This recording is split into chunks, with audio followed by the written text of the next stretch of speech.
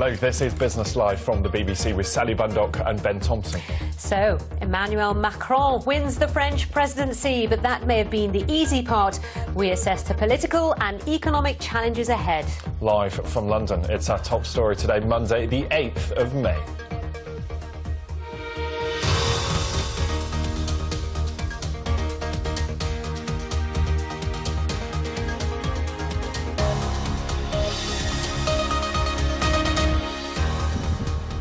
Brussels receives a Brexit boost. Emmanuel Macron beats the Eurosceptic Marine Le Pen to become France's new president. And so what do markets make of that result? We'll be live on a city trading floor for all the latest reaction. And markets today, well, a mixed picture opening up across Europe, but certainly some relief for global investors. And is the smartphone set to replace our doctors and opticians? We'll be getting the inside track on a tech company which aims to tackle the worldwide problem of poor eyesight. And in the UK, online spending has fallen for the first time since 2013. So we want to know, are your spending habits changing? And what are your spending decisions like in this environment? Do get in touch. Use the hashtag BBC BizLive.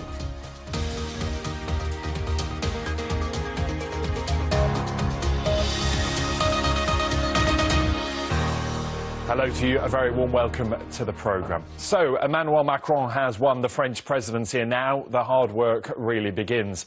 His first challenge will be to form a government with crucial parliamentary elections coming in June. Well, the outcome of that will determine how much power the new president has to tackle what is a pretty lengthy list of economic problems. France has an employment rate for decades. It's currently about 10% of the workforce, or, well, 3 million people. That compares with less than half, 4.3%, just across the border in Germany.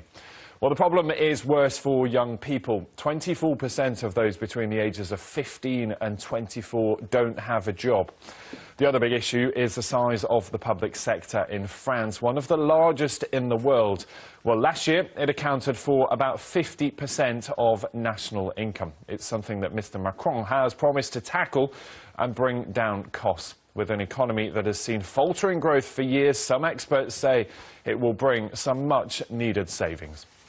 Well, let's start by giving you a market reaction to all of this. Tanya Beckett is on a trading floor for us in the city of London. So, Tanya, we've had half an hour of trading in Europe. How's it going? Well, there was very much a sense of relief, obviously, here. This is the Peel Hunt stockbroker trading floor. You can see behind me the buzz is just starting as the markets are opening. We saw a bit of fluctuation in the euro, but largely this was priced in. You know, the polls were very much suggesting this outcome, and the thoughts now are moving a little bit to what next, post-election France, and more importantly, post-election Eurozone and EU. Can Emmanuel Macron, as you've been raising the question, can he actually deliver on these reforms, and what next for France? Or is populism going to be an issue that is going to find itself coming back in a few years' time? That's the big question. As you know, Tanya, it's very difficult to know what happens next. But I guess in terms of political risks, there was real concern at the start of this year. We've had the Netherlands, we've had France, Germany's next. Yes, Germany is next, but you're not really facing exactly the same problems between Merkel and Schulz in Germany, because France has a very different trajectory economically from Germany, and this is part of the problem, of course, which is underlying this move to populism. But France, if we come back to France, the problem has been that there has been a widening of the wealth gap, of course. We've seen that elsewhere. In terms of Germany, its growth path has been very, very weak indeed if you compare it to its larger European partner.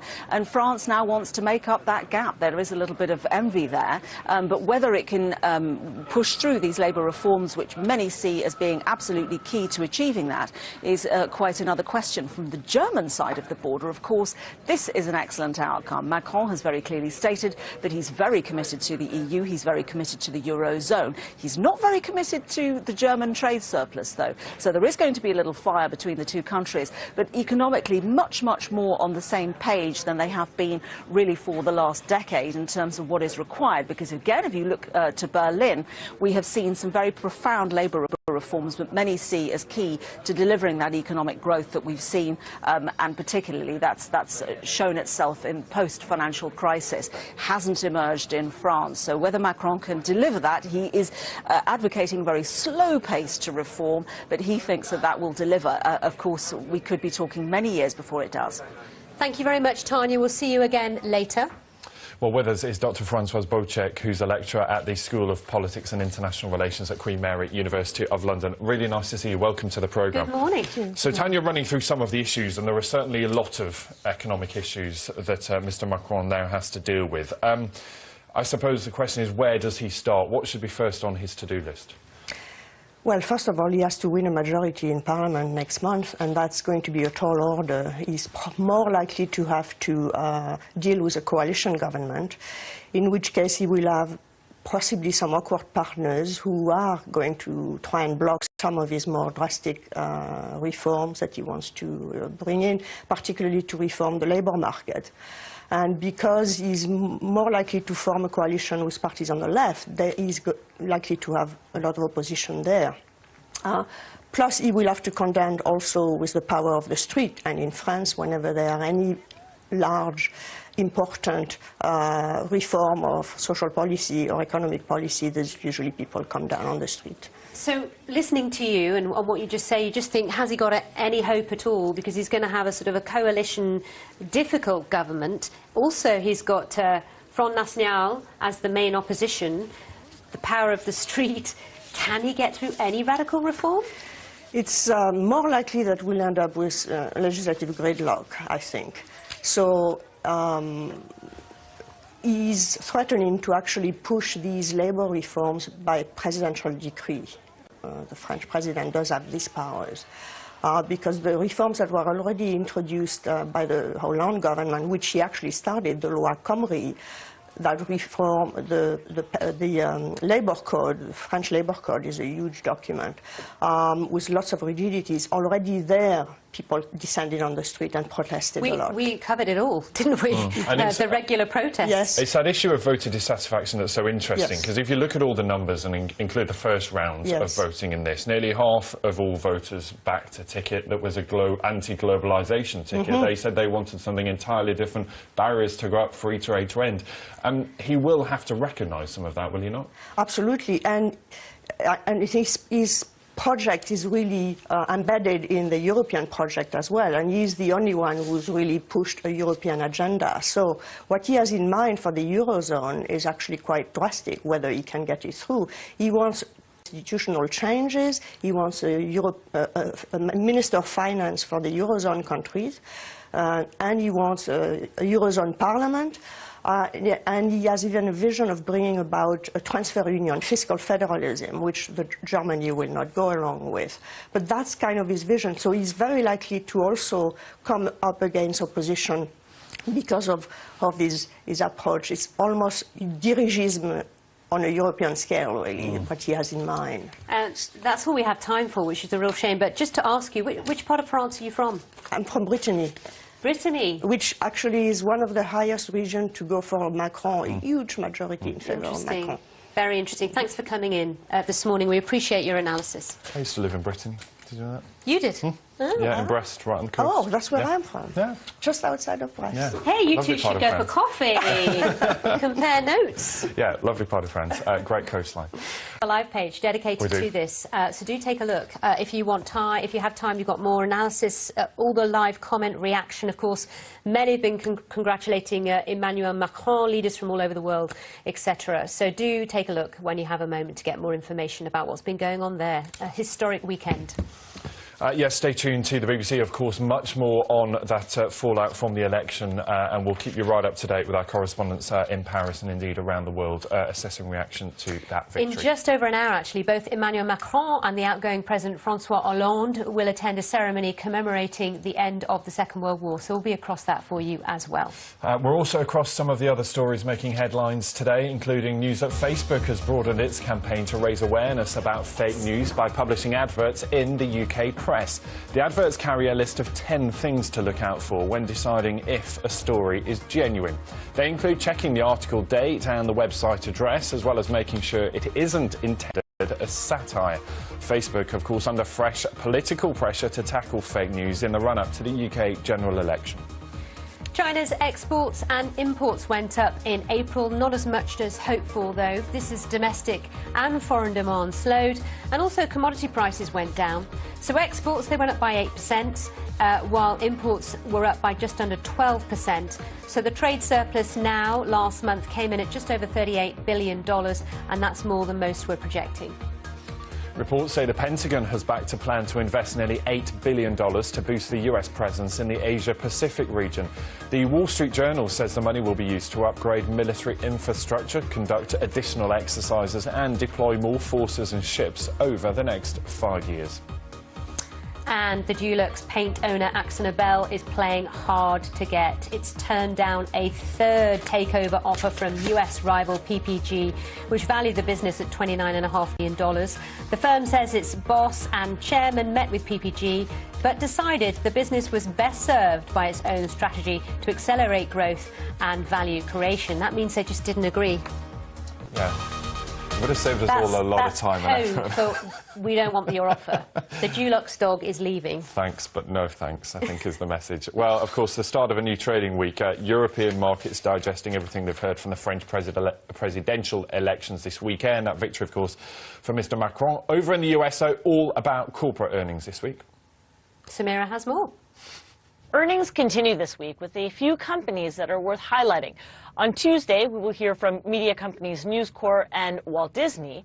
And on Wednesday, 21st Century Fox will be reporting earnings. Now, this is significant as the company is now just waiting on approval from the British government for its $14.5 billion takeover bid of Sky News. On Thursday, we will hear from American retail giant Macy's. Now, the company will be closing about 100 stores in the next few years. That's about 15% of all stores. Macy's continues to face intense pressure from online retailers, as well as struggling with underperforming stores. And on Friday, we will focus on some economics news with the latest numbers on retail sales in the United States, as well as consumer sentiment and the Consumer Price Index, so inflation. All right.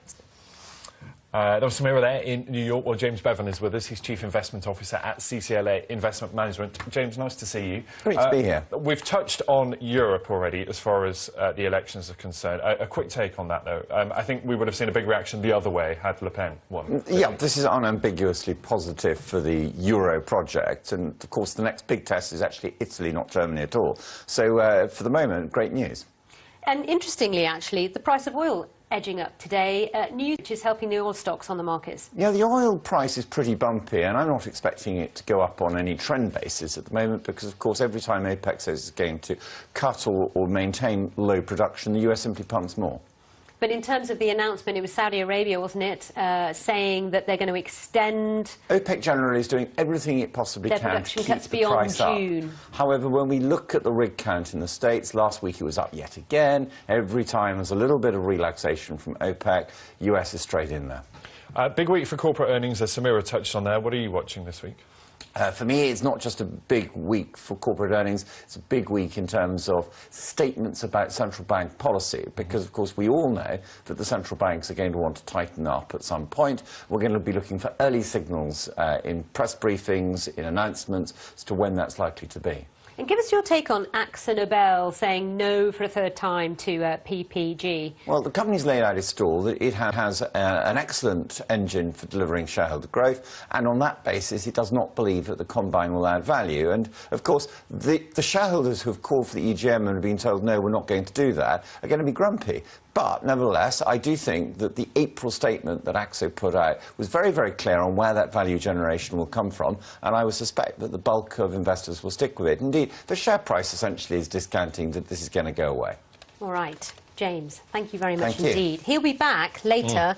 More to touch on with James in the programme. That's coming at the end. Yeah, but still to come on the programme is the smartphone about to replace our doctors and opticians. Later in the programme, we'll get the inside track on a tech company that's aiming to tackle the worldwide problem of poor eyesight. You're with Business Live from BBC News.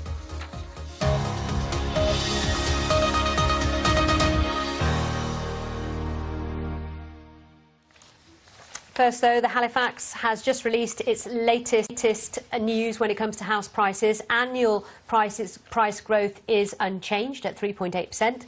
But in April, they went down by a smidgen. Yeah, let's head to Leeds and speak to Martin Ellis, who's a housing economist at the Halifax. Morning to you. Just talk us through the numbers, because it's always watched so closely, isn't it, this? We're all a little bit obsessed about house prices, but this gives us an indication about what's happening at the moment out there in the real world.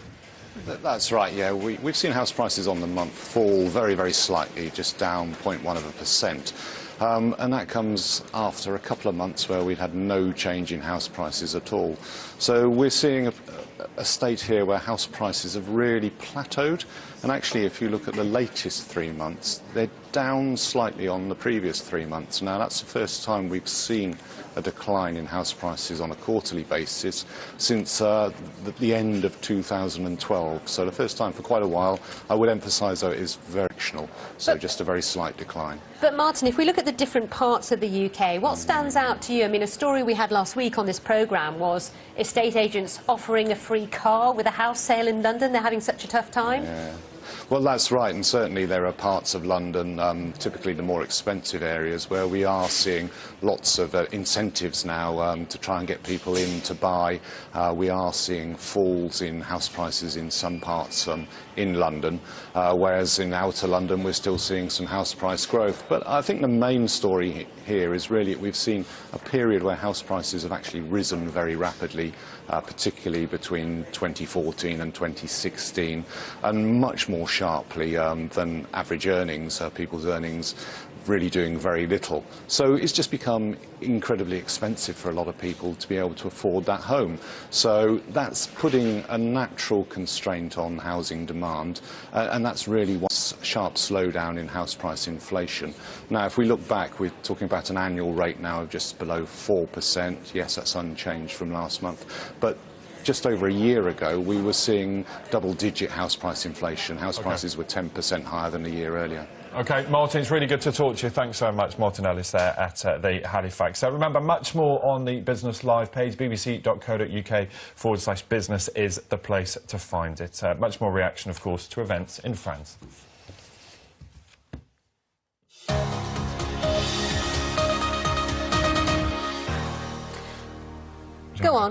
Go on, you do it. Oh, you're watching Business Live. Our top story today, all the reaction to the victory of Emmanuel Macron in France in the French presidential elections. Markets opening pretty mixed across Europe. A quick look at the numbers there. It really had factored in a victory for Mr Macron. Can I give you a little fascinating fact about markets? Sorry to interrupt. So since the first round of the presidential election in France, the CAC 40 has gone up by 7%. 7? That's in 2 weeks. So today, down 0.5%, you just saw there. Yeah. No surprise. No. We would have got a surprise had it been the other. Buy on the rumour, you sell on the news. Yes, there we go. Well, you could be making millions from this. Yeah, you wasted it. I'm going to change jobs.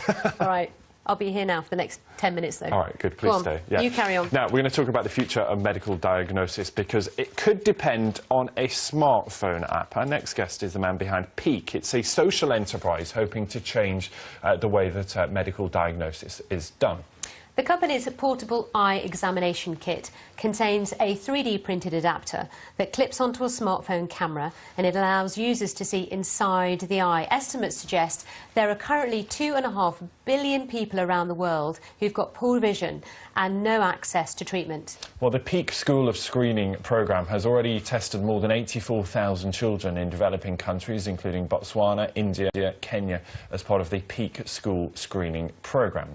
And we're excited to tell you we have got Dr. Andrew Pastoros, who's co-founder and chief executive officer of Peak Vision. I've got your name wrong, haven't I? I'm obsessed with the dinosaur pronunciation. Do you say it right, please? Andrew... Pastoros. Pastoros. Yep. It's because I've got dinosaurs on the brain. So, Andrew, you've brought your device in, so just quickly show us how it works. So being able to see inside the eye is hugely important for diagnosing eye problems, but also general health problems. And typically it's limited to healthcare professionals and expensive equipment. So what we've been able to do is put this device... Lift it up higher so our viewers can have a look. There we go. Put this device onto a smartphone, which changes the way the camera works so that you can see inside the eye when looking at the screen. It means you can record the image and share it with someone else to review. And the fact that so obviously the medical practitioner, whoever it is, the trained person has the smartphone, they just need to buy the extra add-on bit, and that's what, something like $200. And that means that clearly it's much more accessible then for anyone around the world to be able to travel out. They just need the smartphone and the little bit of kit that sticks on the top. Yeah, exactly. I can give you an example of where it's been used recently. So I was living in Kenya for a couple of years, and there was a lady in her 90s called Mama Philip, who one of our field workers, who was not a healthcare professional, a school leaver, went to her home. It was a typical old mud village, and when there they did a vision test on our app, found that she was blind in both eyes. As soon as they'd identified she couldn't see, that information was sent to the hospital 3 hours away. Yeah. She was then taken to the hospital because she was geotagged, so we knew who she was and where she was. She received treatment and had her sight restored, having been blind for over 20 years. The remarkable thing was when she was taken home, she started to see things that she hadn't seen in over 2 decades, and stood at the doorway to her house was her son. But she didn't know that was her son, and he was looking at her with great anticipation until he spoke and said, "How are you doing?" And it was only in that moment that she realised that was her son. Did she recognise his voice? She recognised his voice. That's incredible. And there are literally millions of people who are unnecessarily blind, and what we're trying to do is increase the access to that community, to those who can provide services. And according to the World Health Organization, you're blind, aren't you? And your story is, and your story and your background is why you're involved in this whole process? That's correct, yeah. So although a lot of people are blind from things like cataract, you can also be blind from needing a pair of glasses. So I'm very short-sighted, but with contact lenses in, I have perfect vision. And the estimates are 2.5 billion people at the moment can't see as well as they could if they had basic treatment like glasses. And you can use technology as well to explain that, because many parents of young children might not actually know that their children are suffering. And I don't know if we can show this to viewers, but this is, and it gives parents, or certainly anyone else, an understanding of what it is their children can actually see and what they should be able to see. And that really paints a picture then of why that help is so needed. Yeah, exactly. It's hugely important. If you tell someone that your vision is 660, that means something if you're in my world, but for most people who need the information, it's not very accessible. So just to explain what viewers are seeing here, this image there on the left is, well, obviously you can see there that it blurs according to the prescription of whoever is suffering from the sight loss, and that would be normal vision on the side. So that gives a really visual indication of how problematic it is for people who don't actually know that they're suffering from sight loss. Exactly, and I was one of those children. I didn't know that I couldn't see, I just knew that I wasn't doing that well at school. And in that moment I got on my first pair of glasses, I saw stars for the first time, trees on leaves for the first time. It completely changed the course of my life. And that's why we're now empowering teachers in schools to do the identification. So rather than needing a specialist, of whom there are very few, teachers are screening in schools, but they understand what it means. So rather than just having a result, they're now empowered to follow up on making sure that child gets treatment. And we're now close to having screened 100,000 children to make sure they get the right treatment. Andrew, thanks so much for coming in. It's been great to hear the story about Peak, and also you work closely with a company that we've highlighted on Business Live before, other companies with similar technology and advancement to help people see around the world. Yeah, best of luck with it. Thanks for coming in. In a minute, we're going to take a look through the business pages, but a quick reminder of how to get in touch. The Business Live page is where you can stay ahead with all the day's breaking business news. We'll keep you up to date with all the latest details, with insight and analysis from the BBC's team of editors right around the world. And we want to hear from you too. Get involved on the BBC Business Live webpage at bbc.com/business. On Twitter, we're at BBC Business, and you can find us on Facebook at BBC Business News. Live on TV and online, whenever you need to know. Now, as promised, James has returned, which is great. He's not run away. He's going to talk us through some of the stories out there in terms of stories in the papers. And Volkswagen in the news again. I mean, last week came out with its earnings, which were fairly robust, actually, given the emissions drama and all that that's costing them. But now they're in the papers talking about a US turnaround plan. It's a very grand plan indeed. What they're saying is they're going to get costs down, productivity up. They want margins of 4% by 2020. And at 2020, they're going to shift focus into becoming, in their eyes, dominant in electric vehicles over the period that then follows to 2025. That's a big ask. Yeah, they got their work cut out anyway, image-wise, if nothing else, after the emissions scandal, right? What they've done quite well, I think, is to launch sports utility vehicles popular in the American market. So they have actually been increasing sales, and we learnt that from the numbers last week. So I guess that they're trying to ride the popular enthusiasm that has been engendered. Let's have a look now at the consumer spending story. This is UK consumer spending dipping for a month. Is that a big deal? Online. Well, online is dipping because people have been spending on things like chocolates and hot cross buns and leisure, none of which are obviously transacted effectively online. But there is a bigger issue here, which is that we are having higher import prices, poor wage growth, and since Brexit, the consumer has been borrowing money, and clearly their preparedness and appetite to borrow money is now diminishing. That's not good news for the UK economy. All right, James, thank you very much. Thank you very much. For rattling through those stories at the end. Thanks for your company today. We'll do it all again at the same time, same place tomorrow. Yes, do join us. We'll see you then. Bye-bye.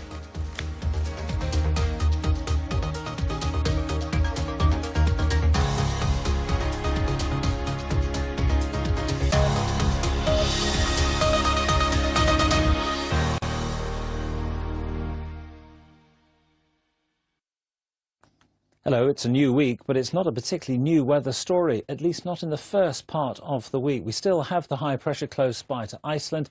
It's still generating a noticeable wind off a cool North Sea into the eastern side of the British Isles. And on that wind, we're ferrying in quite a bit of cloud to the north and east of Scotland, across the eastern counties of England. The very best of the conditions, as has been the case in recent days, as we find out towards the western side of the British Isles. And here we'll find the highest of the temperatures during the course of the afternoon. Maybe not just as warm as it has been through the weekend, but still many of these western parts will be pushing well on into the teens, close to 18 or 19 in one or two spots. The cloud there to be had, though, across the north and east of Scotland, perhaps breaking up to the eastern side of the Pennines, but it's once you come down south of the Wash through parts of East Anglia and the southeast, where I think you're in for a cloudy day, and with the onshore breeze, it will feel pretty chill again, something of that order. Just a word to the wise, underneath those clearer skies further west, sun really quite strong at this time of year. The UV levels are high, so please bear that in mind if you're outdoors for any length of time.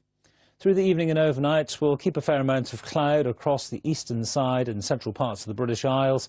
Further north, underneath clear skies in the north of Scotland, touch of frost here in the countryside. Further north again, there may be enough cloud for there to be the odd bit of spotty rain, but not amounting to very much at all. And Tuesday, predominantly, is another dry day right across the British Isles. But we've just opened up those isobars a tad, so there won't be the strength of the wind across the eastern side of the British Isles, nor will it be onshore. So at last, it'll feel slightly warmer here, despite the presence of a fair bit of cloud. As I say, predominantly another dry day, save for the very far north of Scotland. And again, perhaps the best of the sunshine, western side of Scotland, Northern Ireland, western fringes of Wales down into the southwest, where again, temperatures are well on into the teens. Dawn on Wednesday could be a chilly affair with some of that cloud melting away, as I say, so don't be at all surprised to see a touch of frost in one or two spots. Wednesday again, another fine and settled day. May start cloudy for some. Still some rain across the far north of Scotland, but a lot of dry weather. But that could be the last of the dry days, certainly for the southern half of the British Isles, because we're eventually going to bring a band of cloud and rain, maybe the odd thunderstorm, into southern parts, and the breeze freshening again across northern Britain.